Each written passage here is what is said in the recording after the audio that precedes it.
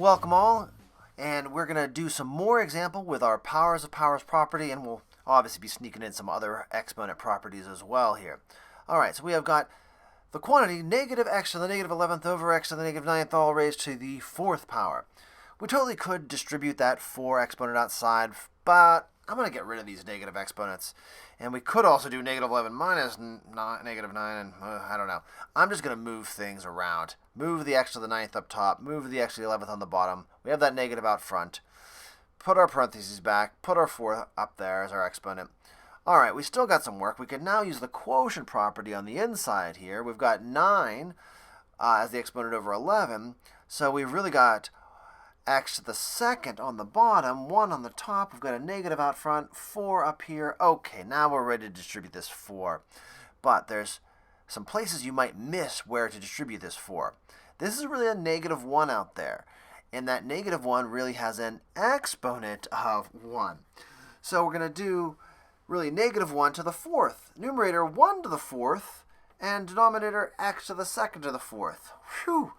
Even though I think you could do some of that a little bit more quickly, I think it was nice to show where everything was going there. Okay, so numerator is 1 to the 4th is 4. That negative out front is really going to be positive, and it's going to be x to the 8th. Nice.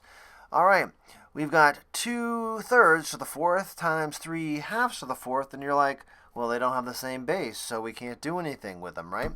Well, we've seen this trick before. When they look almost like the same base, but they're reciprocals, we can flip one of them. I'm going to flip this first one, make it 3/2 to the now negative 4th power. So by changing the exponent to negative, we're able to take the reciprocal.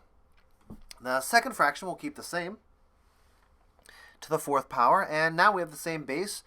And if we add those exponents, negative 4 plus 4 is 3/2 to the 0. Negative 4 plus 4 is 0. So, that's just 1. And you might have recognized that we're going to have 4 factors of 2 over 4 factors of 2 and 4 factors of 3 over 4 factors of 3 at the beginning and come up with the answer that this is going to be 1 anyways. But we can use all of our other fun exponent properties as well. Ooh, man. Look at this one. This one looks like so much fun. Let's do some simplifying inside of the parentheses before we distribute the 7 and the negative 4 to everything. Make our lives a little bit better, hopefully. All right. Over here on the left, I see a 2/3. Can't do much with the 2 and the 3. But I see y's in 2 places. So I'm going to leave the 2, the x, the 3, and we can subtract those exponents, make that y to the 2nd, still all to the 7th. Now we'll move on to our second parentheses here. Numerator 3, denominator 2. I'm going to go ahead and move some negative exponents. So x to the 2nd on the bottom and y on the top. Let's cross off the things we've taken care of so we don't forget things. We have an x that's going to stay on the bottom and a y to the 6th that can go up top. Terrific. Don't forget our negative 4 outside. All right, so on this first one, there's nothing to simplify on the inside anymore. So we can go ahead and distribute that 7. So 2 to the 7th, x to the 7th, over 3 to the 7th, y to the 14th. 2 times 7. Great. Now on this next one, we still have some more simplifying to do on the inside. In the numerator, we have our 3, and we have y times y to the 6th. So we're going to add those exponents and get ourselves y to the 7th. In the denominator, we just have a 2 and x to the 3rd. Still have that negative 4 outside. Whew, lots of fun things to do. Okay, so nothing to do in that whole first term there. We're going to leave that there for a second. We need some more room over here. Let's kind of cut this over here, and we'll try to squeeze this in. But we still have some work to do on the second half here. So I'm going to go ahead and just kind of copy that first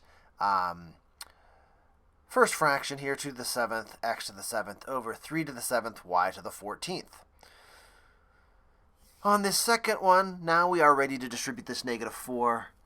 But instead of distributing negative 4, if we flip it, we could distribute positive 4. Hey, we love doing that.